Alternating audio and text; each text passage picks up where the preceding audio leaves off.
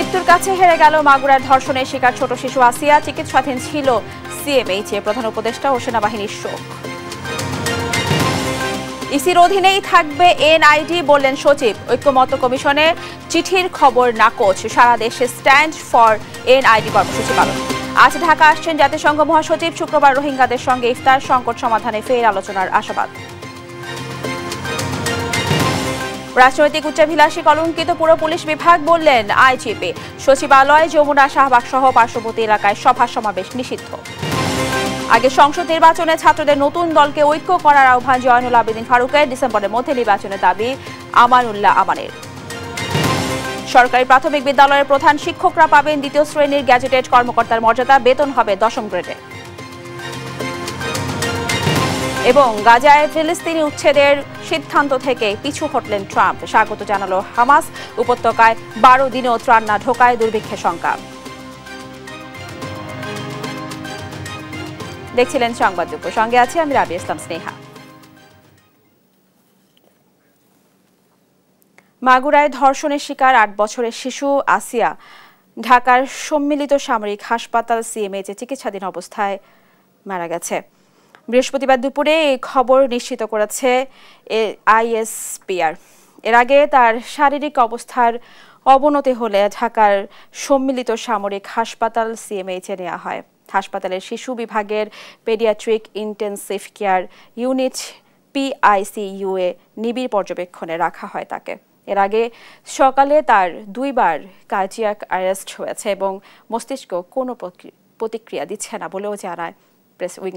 এই ঘটনায় শোক জানিয়েছেন প্রধান উপদেষ্টা ডক্টর মোহাম্মদ ইউনূস। অবিলম্বে দোষীদের দ্রুত বিচারের আওতায় আনার নির্দেশ দিয়েছেন তিনি। আসিয়ার মৃত্যুতে শোক জানিয়েছে বাংলাদেশ সেনাবাহিনীও।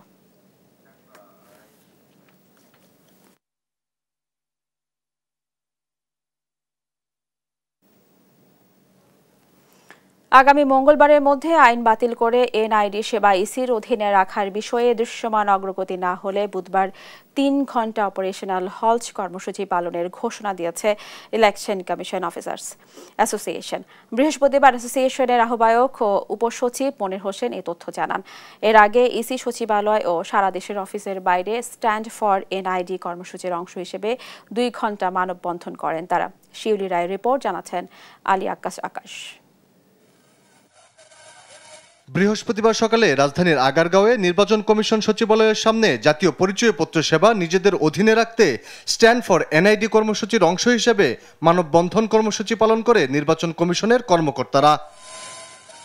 ইসি সচিবালয় ও সারা দেশের অফিসের বাইরে দুপুর 1টা পর্যন্ত 2 ঘণ্টা এই মানববন্ধন কর্মসূচি পালন করেন তারা।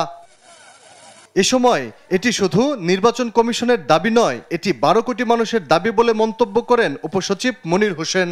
বলেন, 12 কোটি মানুষের ডাটা গোপনীয়তা যেন নিরাপদ থাকে, তা যেন বিক্রি না হয়, সেই জন্য আজকের মানববন্ধন।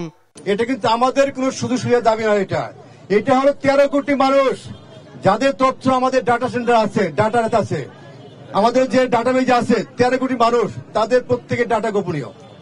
এই ডাটা নিয়ে যাতে কেউ কোনো তথ্য না করতে পারে, এই ডাটাতে হাতছাড়া না হতে পারে, আমাদের মূল বিষয়টা সেখানে। এটা বুধবার 3 ঘণ্টা অপারেশন হল্ট কর্মসূচি পালন করবে বলে জানান বাংলাদেশ ইলেকশন কমিশন অফিসার্স অ্যাসোসিয়েশনের আহ্বায়ক ও উপসচিব মোহাম্মদ মনির হোসেন। আলী আকাশ, দেশ টিভি, ঢাকা।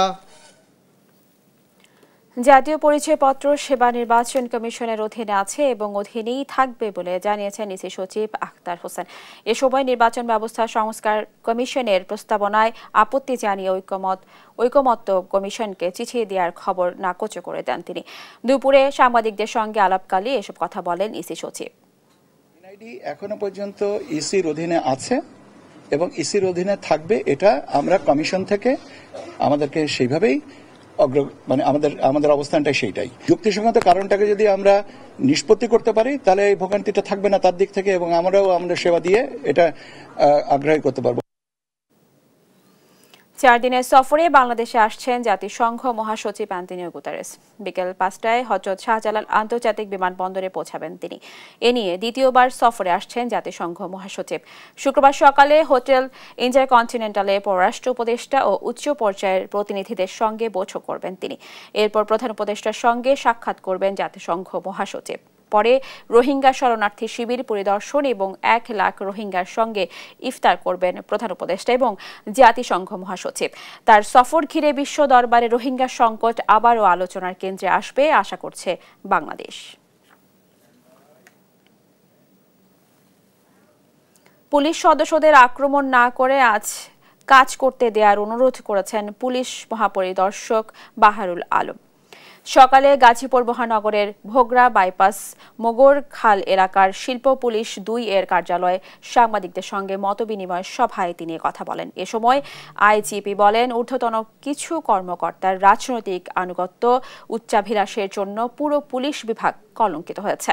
দেশকে অস্থিতিশীল করতে একটি চক্র এখনও সক্রিয় উল্লেখ করে তিনি বলেন, এর অংশ হিসেবেই গুজব ছড়িয়ে কারখানা ভাঙচুর এবং রাস্তা অবরোধ করে জনদুর্ভোগ সৃষ্টি করছে তারা। এসব কাজে অংশ নিলে আইন অনুযায়ী ব্যবস্থা নেওয়া হবে বলে হুঁশিয়ারিও দেন আইজিপি।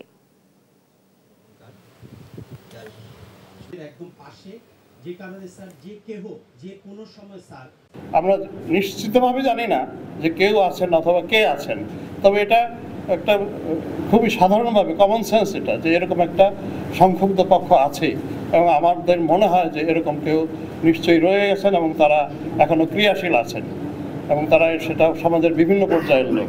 তো তাদেরকে প্রতিহত করাই আমাদের কাজ, সেজন্যই আমরা আছি, শান্তি শৃঙ্খলাটা যেন বজায় থাকে। বাংলাদেশ সচিবালয় ও প্রধান উপদেষ্টার সরকারি বাসভবন যমুনা ও পার্শ্ববর্তী এলাকায় মিছিল সভা সমাবেশ নিষিদ্ধ করেছে ঢাকা মহানগর পুলিশ ডিএমপি। বৃহস্পতিবার ডিএমপি কমিশনার শেখ মোহাম্মদ সাজ্জাদ আলী স্বাক্ষরিত গণবিজ্ঞপ্তিতে এই তথ্য জানানো হয়। বিজ্ঞপ্তিতে বলা হয়েছে, গণশৃঙ্খলা রক্ষার স্বার্থে ঢাকা মেট্রোপলিটন পুলিশ অর্ডিন্যান্স অনুসারে বৃহস্পতিবার হতে পরবর্তী নির্দেশ না দেওয়া পর্যন্ত বাংলাদেশ সচিবালয় এবং প্রধান উপদেষ্টার সরকারি বাসভবন যমুনা ও পার্শ্ববর্তী এলাকায় হোটেল ইন্টারকন্টিনেন্টাল মোড়, শাহবাগ মোড়, কাকরাইল মোড়, মিন্টু রোডে যে কোনো প্রকার সভা সমাবেশ, গণজমায়েত, মিছিল ও শোভাযাত্রা ইত্যাদি নিষিদ্ধ করা হয়েছে।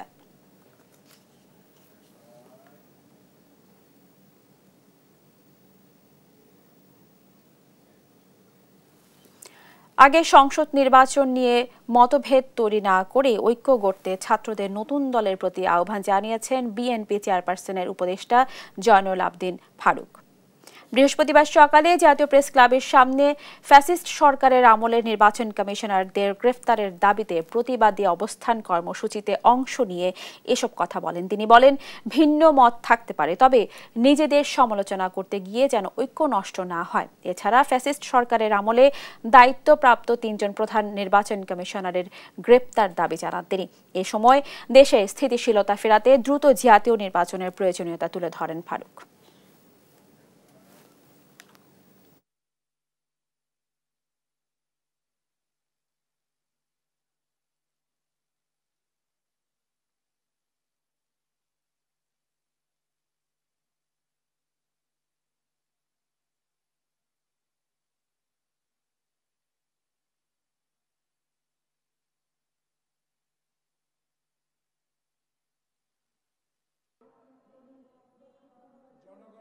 নতুন দল নিয়ে মাঠে মাঠে যান, নিজের জনপ্রিয়তা যাচাই করুন। আসুন, ভাইয়ে ভাইয়ে আর রক্তক্ষরণ করতে চাই না। গণতন্ত্রের জন্য একই মাঠে থাকি, স্বাধীনতা রক্ষার জন্য একই মাঠে থাকি। ডিসেম্বরের মধ্যে আগামী জাতীয় সংসদ নির্বাচন অবশ্যই হতে হবে বলে হুঁশিয়ারি দিয়েছেন বিএনপি চেয়ারপারসনের উপদেষ্টা আমানুল্লাহ আমান। বলেন, অন্তর্বর্তীকালীন সরকার যেন দ্রুত নির্বাচনী রোডম্যাপ দিয়ে ডিসেম্বরের মধ্যে নির্বাচন সম্পন্ন করে। বৃহস্পতিবার সকালে খুলনা মহানগর ও জেলা এবং বাগেরহাট, সাতক্ষীরা ও নড়াইল বিএনপির সাংগঠনিক সভায় এসব কথা বলেন তিনি।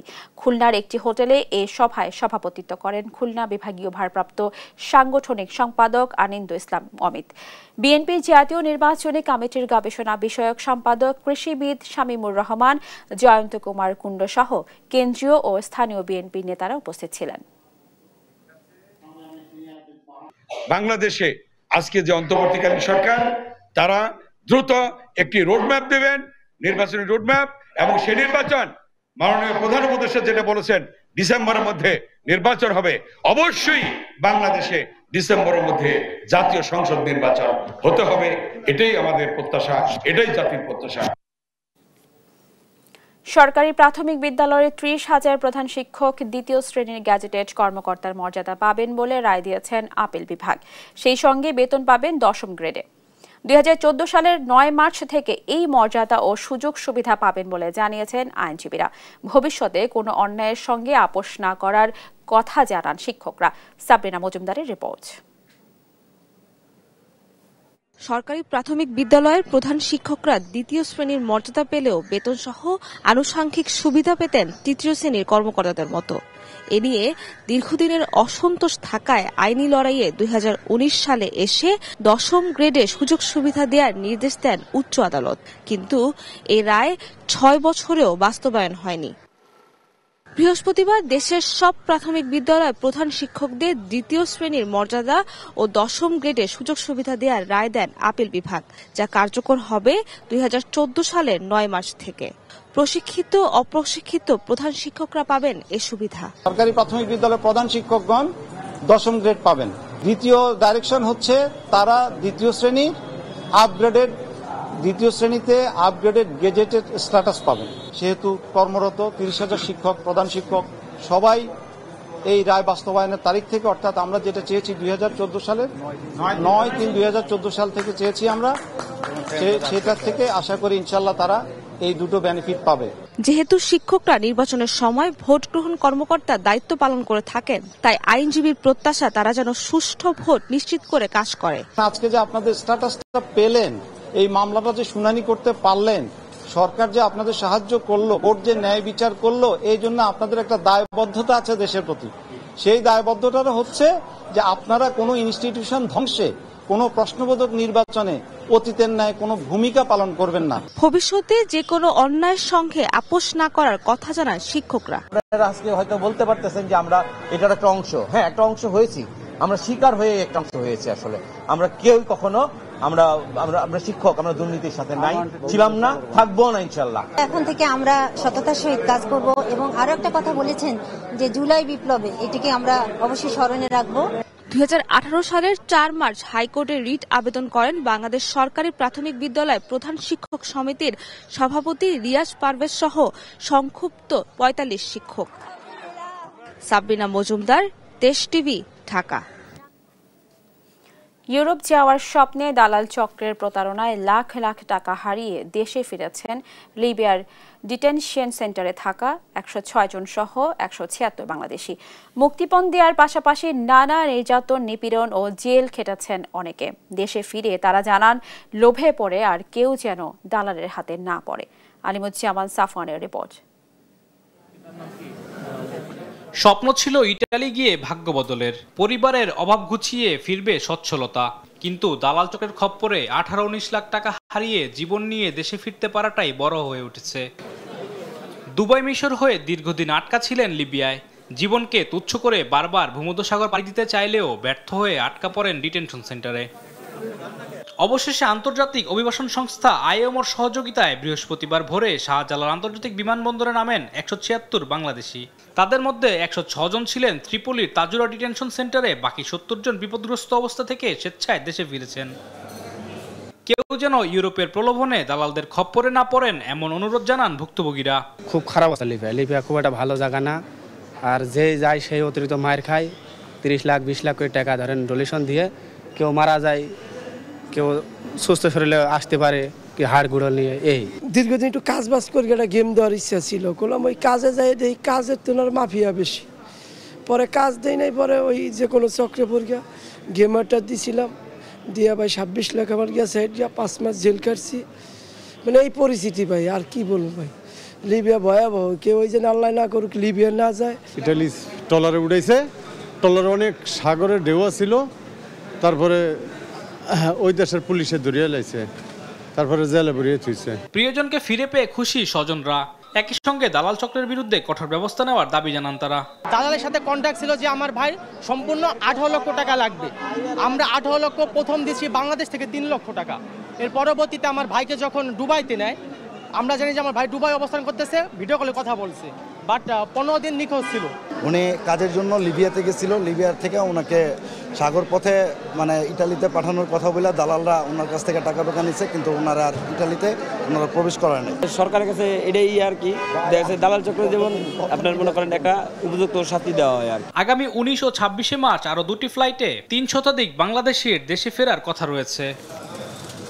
আলিমুজ্জামান সাফওয়ান, দেশ টিভি, ঢাকা। দেখছেন সংবাদ দুপুর।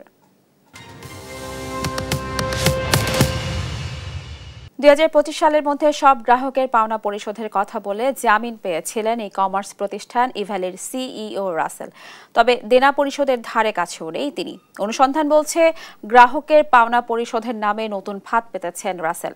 নিজ প্রতিষ্ঠানের লোকদের গ্রাহক সাজিয়ে চেষ্টা করছেন গেটওয়েতে আটকে থাকা টাকা তুলে নিতে। আর এমন জালিয়াতির কথা স্বীকার করেছে ভোক্তা অধিদপ্তর মহাপরিচালকও। বিস্তারিত জানাচ্ছেন আলিমুজ্জামান সাফওয়ান। কথা ছিল 2025 সালের মধ্যে গ্রাহকের সব পাওনা পরিশোধ করবে ইভ্যালি। এমন শর্তে জামিন নিয়েছিল প্রতিষ্ঠানটির সিইও রাসেল ও তার স্ত্রী শামিমা নাসরিন। কিন্তু বাস্তবে তার ফল কতটুকু, তার অনুসন্ধানে এবার দেশ টিভি। নাজমুল হক উজ্জ্বল 2021 সালে 12 লাখ টাকার বিভিন্ন পণ্য অর্ডার করেন ইভ্যালিতে। তারপর পুরো টাকাই আটকে যায়। সবশেষ রিফান্ডের নামে তার বিকাশে যোগ হয়েছে মাত্র 11 টাকা। আমি একদিন আমার বিকাশে আসছে 11 টাকা, আরেকদিন আসছে 26 টাকা। তারপর আমি খোঁজ নিতে গেলে ইভ্যালির টাকা ফেরত আসছে। আমাদের 2-1 জন গ্রাহক, তাদের সাথে কথা বললাম, আপনাদের কি এরকম হয়েছে? ওরা বলছে যে আমাকে 550, কেউ 70, কেউ 60 টাকা এরকম করে ফেরত দিচ্ছে। ইভ্যালির এমন প্রতারিত গ্রাহকের সংখ্যা প্রায় কয়েক লাখ। প্রথমে ধৈর্য ধরলেও এখন এসব গ্রাহকের ক্ষোভের বহিঃপ্রকাশ ঘটছে সামাজিক যোগাযোগ মাধ্যমেও। আমাদের কি হাতিয়ার আছে সেটা ব্যাপার। মুক্তি পাওয়ার পর লাইভে এসে 2 বছরের মধ্যে সব দেনা পরিশোধের কথা বললেও সেই প্রতিশ্রুতির ধারে কাছেও নেই ই কমার্স প্রতিষ্ঠানটি। আমি সহ আমাদের মতো এরকম 2 লাখ গ্রাহক আছে যারা হচ্ছে তার কাছে আমরা পণ্য কেনার জন্য টাকা দিছি, আমাদের টাকাগুলো সে প্রতারিত করে বাইরে পাচার করে দিচ্ছে। অনেক টাকা ওর কাছে আছে, ও এত টাকা আছে যে ও কখনো এই বাসায় গুলশান, বনানী, ধানমন্ডির মতো জায়গায় লাক্সারি গাড়ি ইউজ করছে, সে বিভিন্ন রেস্টুরেন্টে যাচ্ছে, ও লোকালি কোথাও যাচ্ছে না। তো একটা মানুষ কখন লাক্সারি লাইফ লিড করে যখন তার কাছে লিকুইড ফান্ড আছে। উল্টো ভোল পাল্টে ফাঁদ পাতের নতুন প্রতারণার অভিযোগ আছে। গ্রাহকদের টাকা ফেরত দেওয়ার ভুয়া তালিকা দিয়ে গেটওয়েতে আটকে থাকা প্রায় 1.5 কোটি টাকা তুলে নেওয়ার চেষ্টা চালায় রাসেল শামিমা দম্পতি। গেটওয়ের যে টাকাগুলো ছিল, গেটওয়ের টাকা যাদের ছিল ভুক্তভোগী তো পাই নাই। রাসেল বাটপার কি করছে, তার যে সহযোগী নাসির, ফয়সাল, সাকিবরা আছে, তাদের নামে টাকাগুলো বের করে নিয়েছে ব্যাংক থেকে। এদিকে আর্থিক জালিয়াতির মাধ্যমে ভুয়া গ্রাহকের অ্যাকাউন্ট ও নিজস্ব লোক দ্বারা টাকা তোলার বিষয়টি নজরে এসেছে ভোক্তা অধিদপ্তরের। প্রতিষ্ঠানটির মহাপরিচালক জানান, সব গ্রাহকের তথ্য যাচাই বাছাই করেই রিপোর্ট প্রকাশ করা হবে। প্রায় 35,000-এর অতিরিক্ত অভিযোগ আমরা পেয়েছি। ফলে এগুলোকে আমাদেরকে যাচাই বাছাই করে তাদেরকে নোটিশ দিতে হবে, অপর পক্ষকে নোটিশ দিতে হবে, নোটিশ দিয়ে শুনতে হবে সমস্যাটা কি, তারপরে গিয়ে সেটা অ্যাজ ফার্দার ল এগুলো আমরা তাদেরকে টাকাটা পরিশোধ করার জন্য অনুরোধ করব। এসব অভিযোগের বিষয়ে জানতে অভিযুক্ত রাসেলের মুঠোফোনে বেশ কয়েকবার যোগাযোগ করলেও তার সাড়া মেলেনি। আলিমুজ্জামান সাফওয়ান, দেশ টিভি, ঢাকা। বিশেষ বিসিএস এর মাধ্যমে 2000 চিকিৎসক নিয়োগ দেওয়ার উদ্যোগ নেওয়া হয়েছে, এমনটাই জানালেন প্রধান উপদেষ্টার স্বাস্থ্য বিষয়ক বিশেষ সহকারী সাইদুর রহমান। সেই সঙ্গে চিকিৎসকদের সরকারি চাকরিতে যোগদানের বয়স বাড়িয়ে 34 বছর করতে জনপ্রশাসন মন্ত্রণালয়ে অনুরোধ জানানো হয়েছে বলে জানান তিনি। সচিবালয়ে সাংবাদিকদের এসব কথা বলেন সাইদুর রহমান। এ সময় মানহীন মেডিকেল কলেজ বন্ধ করে দেওয়া হবে জানিয়ে তিনি বলেন, দ্রুত স্বাস্থ্য সুরক্ষা আইন করা হবে।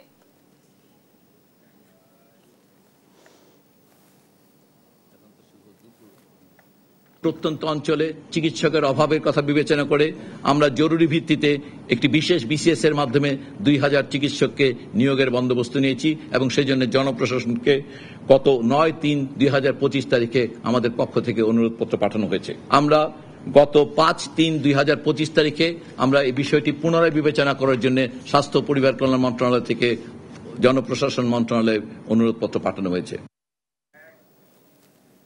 শিশু ও নারীর প্রতি সহিংসতার প্রতিবাদে মধ্যরাতে উত্তাল রাজধানীর শাহবাগ।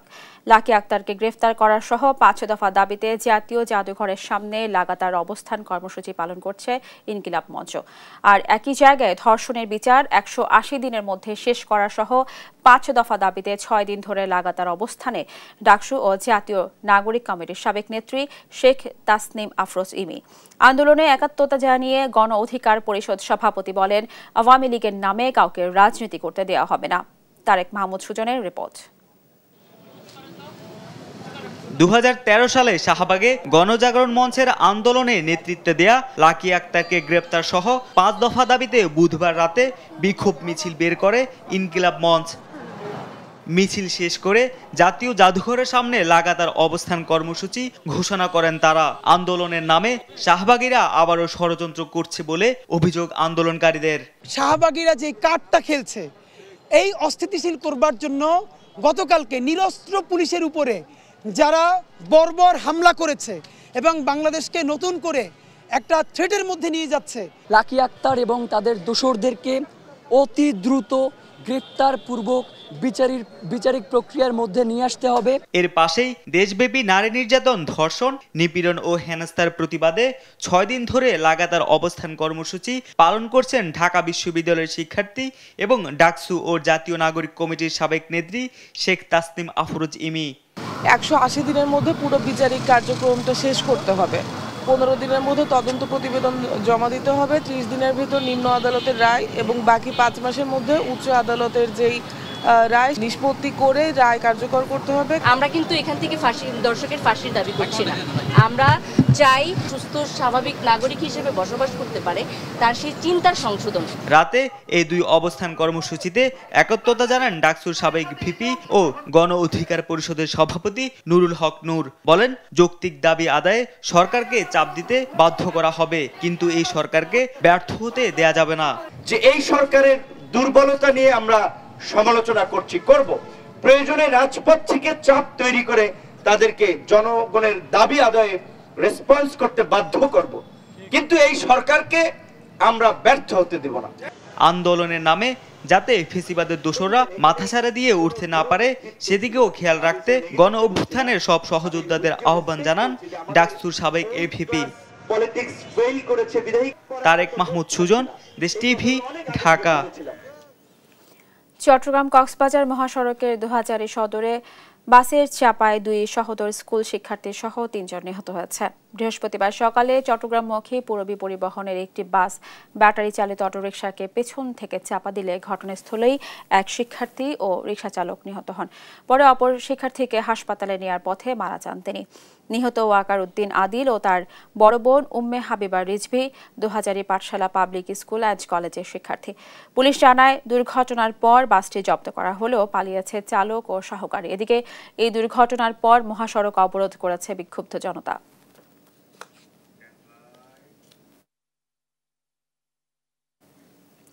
চাঁদপুরের 91টি ইটভাটার মধ্যে 41টি অনুমোদনহীন। পরিবেশ অধিদপ্তরের নিয়ম নীতি না মেনে কাঠ, টায়ার, গার্মেন্টস বর্জ্য ও ভুসি জ্বালানি হিসেবে ব্যবহার করা হচ্ছে ভাটায়। এর কালো ধোঁয়ায় দূষিত হচ্ছে পরিবেশ, হুমকির মুখে জনস্বাস্থ্য। পরিবেশ রক্ষায় দ্রুত অবৈধ ইটভাটা বন্ধের দাবি স্থানীয়দের। আর পরিবেশ অধিদপ্তর বলছে, অবৈধ ইটভাটা বন্ধে অভিযান অব্যাহত রয়েছে। সহকর্মী শরীফ আহমেদের তথ্য ও চিত্রে আরো জানাচ্ছেন সালমা জাহান। চাঁদপুর জেলার বেশিরভাগ ইটভাটায় কাঠ, টায়ার ও সালফারযুক্ত কয়লা ব্যবহার করায় হুমকির মুখে পরিবেশ। শুধু তাই নয়, ইট তৈরিতে ব্যবহার করা হচ্ছে কৃষি জমির টপ সয়েল। এতে মাটিবাহী ট্রাক চলাচলে ক্ষতিগ্রস্ত হচ্ছে গ্রামীণ জনপদ এবং ফসলি জমি।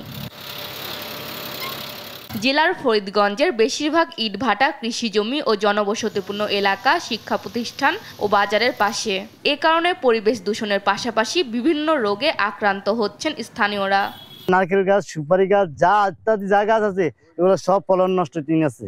আমরা কয়েকবার রিকোয়েস্ট করছি মনে করে এগুলা বন্ধ করার জন্য, বন্ধ করবে না। বিরিক ফিল্ডটা আমাদের অনেক ক্ষতি হইতেছে। এই বিরিক ফিল্ডের কারণে আমাদের ফলাদি কোনো কিছু ধরে না, ঘর বাড়ি সব নষ্ট হয়ে যেতেছে কালো ধুমায়। যে কোনো প্রতিষ্ঠানের পাশে এই ব্রিক ফিল্ডটা কিন্তু সমচিহ্ন নয়, তো সেটা বারবারই কিন্তু বিভিন্ন পত্রিকা বা বিভিন্ন চ্যানেল এখানে আসছে, ঊর্ধ্বতন কর্তৃপক্ষ বারবারই এটার নিষেধাজ্ঞা প্রয়োগ করে আসছে। তবে চাঁদপুরে অবৈধ ইটভাটা বন্ধে অভিযানে নেমেছে জেলা প্রশাসন ও পরিবেশ অধিদপ্তর। ইতোমধ্যে কয়েকটি ভাটা ভ্রাম্যমাণ আদালতের মাধ্যমে গুড়িয়ে দেওয়া হয়েছে। পর্যায়ক্রমে অবৈধ সব ভাটা উচ্ছেদের কথা জানিয়েছে পরিবেশ অধিদপ্তর। ইতিপূর্বে আমরা জেলা প্রশাসক মহোদয়ের নেতৃত্বে সকল চাঁদপুর জেলার সকল ইটভাটা মালিকদের নিয়ে আমরা একটা সভা করেছি। সেখানে অবৈধ ইটভাটা বন্ধের জন্য একটা নির্দেশনা ছিল এবং জেলা প্রশাসক মহোদয় একটা ডেডলাইন নির্ধারণ করে দিয়েছিলেন যে এই তারিখের মধ্যে সকল ইটভাটা বন্ধ করে দিতে হবে। যেসব ইটভাটা বন্ধ করবে না তাদের বিরুদ্ধে আমরা প্রয়োজনীয় আইনানুগ ব্যবস্থা গ্রহণ করব। ফরিদগঞ্জে যে অবৈধ ভাটাগুলো রয়েছে আমরা এক্সকেভেটর দিয়ে এর মোটামুটি ঘুরিয়ে দিয়েছি এবং ফায়ার সার্ভিস দিয়ে এর আগুন সম্পূর্ণরূপে নিভিয়ে দিয়েছি। বিজ্ঞ আদালতের নির্দেশনা মোতাবেক আমাদের কার্যক্রম অব্যাহত থাকবে। ইটভাটা বন্ধে প্রশাসন অভিযান অব্যাহত রাখবে, এমনটাই প্রত্যাশা চাঁদপুরবাসীর। নিউজ ডেস্ক, দেশ টিভি। মানুষ ভজলে সোনার মানুষ হবে, মানুষ ছাড়া খ্যাপারে তুই মূল হারাবি। এই আধ্যাত্মিক স্লোগানকে সামনে রেখে কুষ্টিয়ার ছেউরিয়ার আখড়াবাড়িতে দৌল পূর্ণিমা উপলক্ষে অনুষ্ঠিত হচ্ছে লালন স্মরণ উৎসব। প্রতি বছর এই উৎসব 3 দিন ব্যাপী চললেও মাহে রমজানের কারণে এবছর হচ্ছে একদিনে। একই কারণে এবার হচ্ছে না গ্রামীণ মেলা, আলোচনা সভা ও সাংস্কৃতিক অনুষ্ঠান। ইরফান রানার ক্যামেরায় কুষ্টিয়া থেকে নাহিদ হাসান তিতাসের রিপোর্ট। চারিদিকে একতারা আর দোতারার আওয়াজ, বাউল সঙ্গীতে মুখরিত সাইজির আখড়াবাড়ি। চলছে গুরু শিষ্যের ভাবের আদান প্রদান, সাধু বাউলদের পদচারণায় মুখরিত সাইজির বারামখানা।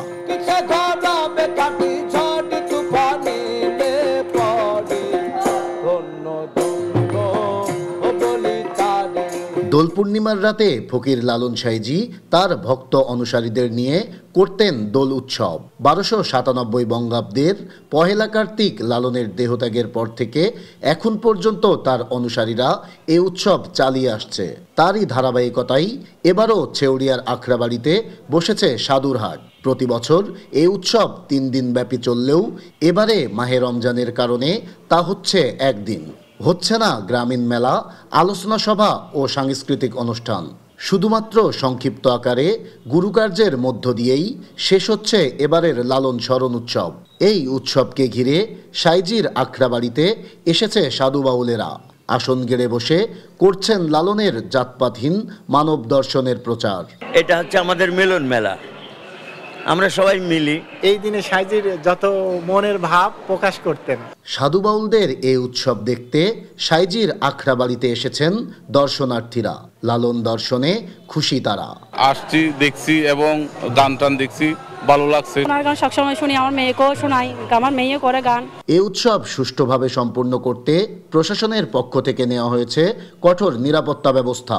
দর্শনার্থী ও সাধু বাউলদের থাকা সহ সব ধরনের ব্যবস্থা করেছে আয়োজকরা। সেনাবাহিনীর টহল টিম, র্যাবের টহল টিম আমরা নিয়োজিত করেছি, ওনারা এখানে সার্বক্ষণিক ডিউটিতে থাকবেন। 3-4 দিন ধরেই এখানকার উপর আমরা আমাদের নজরদারি বাড়িয়েছি। আমাদের এখানে পুলিশ সবসময় এসেছে, খেয়াল করেছে। এবছর সংক্ষিপ্ত আকারে হলেও আগামী দোল উৎসব মাতবে ছেউরিয়ার আখড়াবাড়ি। সাধু বাউলদের পদচারণায় মুখরিত হবে সাইজির বারামখানা, এমনটিই প্রত্যাশা লালন ভক্ত অনুসারীদের।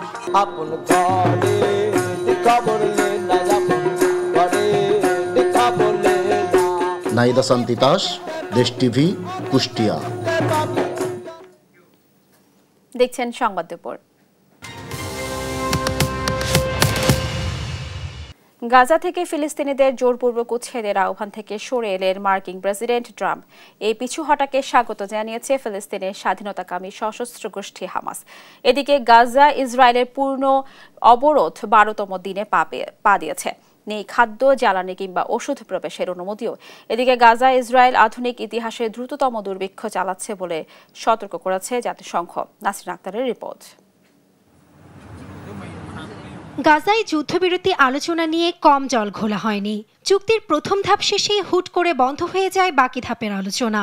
নেতানিয়াহু প্রশাসনের ব্যাপক গড়িমসির পর অবশেষে তা নিয়ে আলোচনার টেবিলে আরব বিশ্বের রাষ্ট্রপ্রধানরা। গেল কিছুদিন ধরে মিশরের নেতৃত্বাধীন পরিকল্পনা নিয়ে ট্রাম্পের বিশেষ দূত স্টিভ উইটকফের সঙ্গে বেশ কয়েকবার আলোচনায় বসে কাতার, জর্ডান, মিশর, সৌদি আরব ও সংযুক্ত আরব আমিরাতের পররাষ্ট্রমন্ত্রীরা। ইসরায়েলি গণমাধ্যমের তথ্য বলছে উইটকফ গাজায় 60 দিনের যুদ্ধবিরতির মেয়াদ বাড়ানোর বিনিময়ে হামাসের হাতে বন্দী 10 ইসরায়েলি বন্দীকে মুক্তি দেওয়ার প্রস্তাব দেন। তবে আলোচনার মোড় ঘুরিয়ে দিয়েছে গাজা ইস্যুতে ট্রাম্পের নতুন মন্তব্য। গাজা থেকে ফিলিস্তিনিদের জোরপূর্বক উচ্ছেদের আহ্বান থেকে সরে এসেছেন প্রেসিডেন্ট ট্রাম্প। বুধবার হোয়াইট হাউসে আইরিশ প্রধানমন্ত্রী মাইকেল মার্টিনের সঙ্গে বৈঠকের সময় সাংবাদিকের এক প্রশ্নের জবাবে ট্রাম্প জানান, কেউ গাজা থেকে কোনো ফিলিস্তিনিকে সরাচ্ছে না। কেউ কোনো ফিলিস্তিনিকে বের করছে না, এতে অবাক হওয়ার কিছু নেই। এদিকে গাজা থেকে 2 লাখ ফিলিস্তিনিকে বাস্তুচ্যুতের প্রস্তাব থেকে প্রেসিডেন্ট ট্রাম্পের সরে আসার সিদ্ধান্তকে স্বাগত জানিয়েছে হামাস। এর আগে গাজা থেকে ফিলিস্তিনিদের সরিয়ে দেওয়ার পরিকল্পনা করে তীব্র তোপের মুখে পড়েছিলেন প্রেসিডেন্ট ট্রাম্প। এদিকে গাজায় ইসরায়েলের পূর্ণ অবরোধ 12তম দিনে পা দিয়েছে। নেই খাদ্য, জ্বালানি কিংবা ওষুধ প্রবেশের অনুমতিও। পানি, বস্ত্র, বিদ্যুতের চরম সংকটে বাসিন্দারা। গাজায় ইসরায়েল আধুনিক ইতিহাসের সবচেয়ে দ্রুততম দুর্ভিক্ষের সৃষ্টি করছে বলে সতর্ক করেছে জাতিসংঘ। নাসরিন আক্তার, নিউজ ডেস্ক, দেশ টিভি। দেখছেন সংবাদ দুপুর।